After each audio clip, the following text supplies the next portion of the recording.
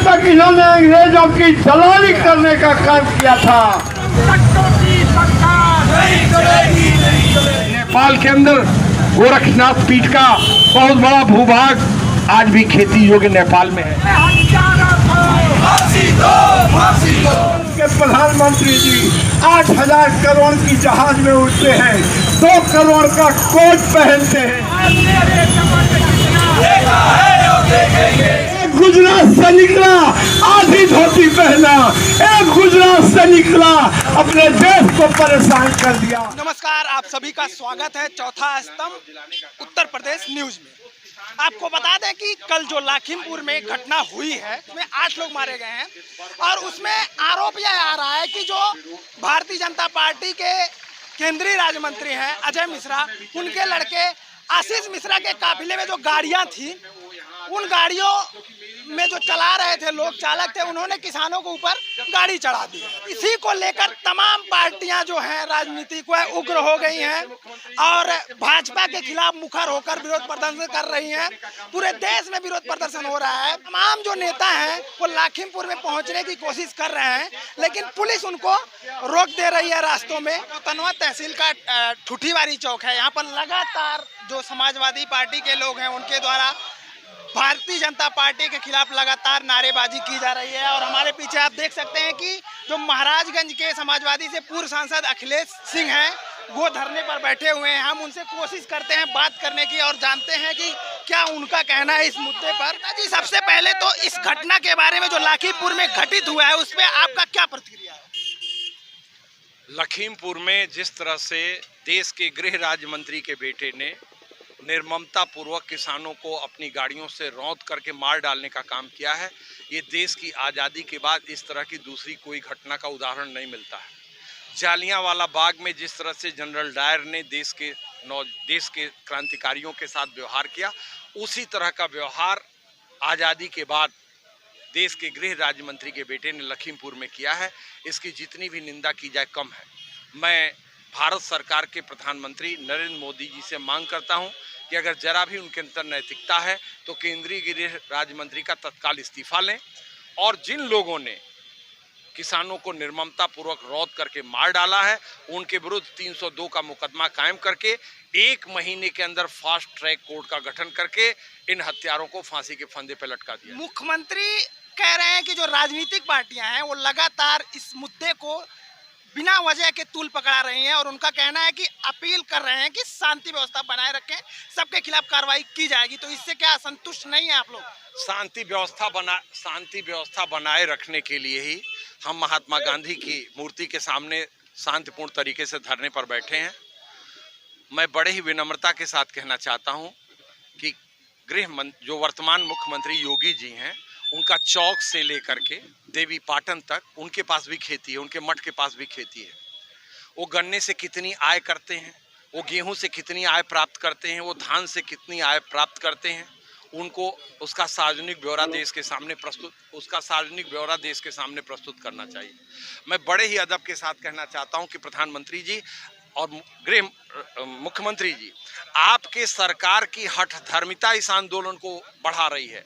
10 महीने से ऊपर हो गया किसान दिल्ली को चारों तरफ से देश की राजधानी को घेर करके बैठा हुआ है, फिर भी आप अपने पूंजीपति मित्रों के हित में इस आंदोलन को वापस, इस काले कानून को वापस नहीं ले रहे हैं, जिसके कारण आंदोलनकारी किसान विवश है, मजबूर है। इसके अलावा उसके पास दूसरा कोई रास्ता ही नहीं है। योगी जी की जब सरकार आई थी भाजपा की, तो उनका सबसे बड़ा वादा था कि उत्तर प्रदेश में अपराध को हम रोकेंगे, लेकिन इस सरकार के अगर कार्यकाल पर नजर डाला जाए तो हाथरस, उसके बाद पंचायत चुनाव जो है उसमें महिलाओं का चीरहरण, उसके बाद आप ले लीजिए यहीं आपके देवरिया में जो बीजेपी के ब्लॉक प्रमुख के प्रतिनिधि हैं, उन्होंने वीडियो को दौड़ाकर मारा, कुर्सियां फेंकी गई उनके ऊपर। फिर आप हाल ही में गोरखपुर में जो मनीष हत्याकांड हुआ है ये हुआ, उसके बाद कल लखीमपुर खीरी में इस तरीके की घटना सामने आ रही है। तो आप इनको क्या कहना चाहेंगे इस तरीके की सरकार को? 2017 की बात छोड़ दीजिए, अगर पिछले 1 हफ्ते के अंदर उत्तर प्रदेश की घटित घटनाओं पर आप नजर डालेंगे तो अपराधों की बाढ़ आ गई है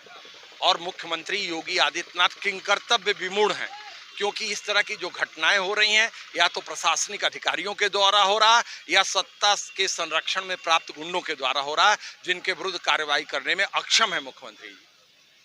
अगर 2022 का चुनाव है उसको देखते हुए कहा जा रहा है कि सभी पार्टियां इस पे राजनीति कर रही हैं। अगर आपसे पूछा जाए कि अगर आपकी सरकार आती है 2022 में तो सबसे पहले किसान जो धरने पे बैठे हैं उनको किस प्रकार का समर्थन दिया जाएगा? देखिए, समाजवादी पार्टी का जब से किसान आंदोलन प्रारंभ हुआ है तब से उसका नैतिक समर्थन प्राप्त है और हमारे भी कार्यकर्ताओं ने दिल्ली बॉर्डर पर, जो गाजीपुर बॉर्डर है, उस गाजीपुर बॉर्डर पे शांतिप्रिय तरीके से धरना देने का कार्य किया है। मैं बड़े ही स्पष्ट शब्दों में कहना चाहता हूं कि समाजवादी पार्टी की सरकार सदैव किसानों के पक्ष में रही है। समाजवादी पार्टी किसानों के साथ खड़ी है, खड़ी रहेगी जब तक उनको न्याय नहीं मिल जाता है, जब तक किसान संघर्षरत हैं, हम तन मन धन से उनके साथ हैं। एक आखिरी सवाल हमारा है कि जब लाल बहादुर शास्त्री से अभी 2 अक्टूबर को मनाया गया है, वो जवान और किसान दोनों को साथ लेकर चलते थे, लेकिन यह सरकार जो है इसमें कहीं ना कहीं यह अंतर देखने को मिल रहा है। इस पे आपकी आखिरी टिप्पणी क्या है? देखिए, आपने बड़ा सामयिक प्रश्न किया। अभी परसों ही हमने गांधी जी की और लाल बहादुर शास्त्री जी की जयंती को मनाने का काम किया है। गांधी जी ने सत्य, अहिंसा और परिग्रह के रास्ते को अपना करके देश को आज़ाद कराने का काम किया और गांधी जी के बताए हुए रास्ते पे चलने वाले लाल बहादुर शास्त्री जी ने जय जवान और जय किसान का नारा किया। और जब हम विदेशों से अनाज मंगाते थे, उनके इस नारे ने देश को अनाज के मामले में आत्मनिर्भर बनाने का काम किया। आज 24 घंटे के अंदर लाल बहादुर शास्त्री के उस नारे का जिस तरह से इस सरकार के मंत्री ने उपहास उड़ाया है, उसकी जितनी भी निंदा की जाए वो कम है। इस मामले में जो मुख्यमंत्री हैं योगी आदित्यनाथ, उनका भी एक अपील आया है कि इस तरीके की जो भी चीजें हैं उसको ज्यादा तूल ना दिया जाए, जो आरोपी हैं उनके खिलाफ जांच कर कार्रवाई की जाएगी। समाजवादी पार्टी की सरकार निश्चित तौर पर आनी है, उसमें कोई दो राय नहीं है। तो किसान समाजवादी पार्टी सदैव से हमेशा ये किसानों के हमेशा साथ में रही है और ये सरकार तो पूंजीपतियों की सरकार है। ये पूंजीपतियों के लाभ पहुंचाने के लिए किस भी कदम पर उठा सकती है, कोई भी कदम उठा सकती है, कुछ भी हद तक जा सकती है। इसमें इन लोगों के लिए कोई सिर पैर नहीं है कि किस हद तक जाना है। किसानों के लिए, नौजवानों के लिए, गरीब मजदूरों के लिए इन्होंने कभी नहीं, 5 साल की सरकार में इन्होंने कभी नहीं सोचा कि ये चीज़ें जो है किसान के हमदर्द बनते हैं, तो किसानों के मसीहा थे। तो उस चीज़ को कल जो है वहाँ जो है निघासन और वहाँ पलिया में जो घटना हुआ, उसको ये लोग बैठकर समझ सकते थे क्या समस्याएं थी। लेकिन इन्होंने चूँकि अपना इन लोगों का दम्भ है, ये दम्भ को उसको मिटाने के लिए उसका लड़का ने कहा कि आओ मैं निपट लूँगा, जो मैं सही कर दूँगा, ये कर दूँगा। उन्होंने जो बात उन्होंने कहा वो चीज़ आपके कैमरे में, आपके मीडिया के लोगों के पास मौजूद है, जो चीज़ें इन्होंने बोला है, कहा है। तो ये है जो ये सरकार है पतन की ओर जा रही है। आप देख रहे हैं अपराध का ग्राफ बढ़ रहा है। गोरखपुर में 2 घटनाएं हो गई, दोनों घटनाओं पर कोई सरकार कोई चीज़ बोल नहीं पा रही है, कोई जवाब नहीं दे पा रही, न कोई साक्ष्य दे पा रही है। उसी के साथ साथ जो पुलिस के अधिकारी हैं वो भी जो है वो भी अपना जवाब नहीं दे पा रहे हैं, लीपापोती में जुटे हैं। लेकिन जो ये CBCID की तफ्तीशों के दूध का दूध, पानी का पानी हो जाएगा, इसमें सब लोग सही हो जाएंगे। लखीमपुर खीरी में जो घटना हुआ है उसका हम समाजवादी कड़ी निंदा करते हैं और किसानों के साथ ये भाजपा सरकार जो अत्याचार कर रही है वो हम लोग बर्दाश्त नहीं करेंगे। हम समाजवादी सड़क पे उतरकर इसका विरोध करेंगे, जगह जगह धरना प्रदर्शन देंगे किसानों के इंसाफ के लिए। हे बापू, आपने आधी धोती पहन करके इस देश को नई दिशा देने का काम किया। इस देश के प्रधानमंत्री जी 8,000 करोड़ की जहाज में उड़ते हैं, 2 करोड़ का कोट पहनते हैं और कहते हैं मैं फकीर का बेटा हूँ। ये शर्म की बात है। एक गुजरात से निकला, आधी धोती पहना, एक गुजरात से निकला, अपने देश को परेशान कर दिया। इनकी प्रवृत्ति है, इनकी मानसिकता है। ये क्या कर रहे हैं?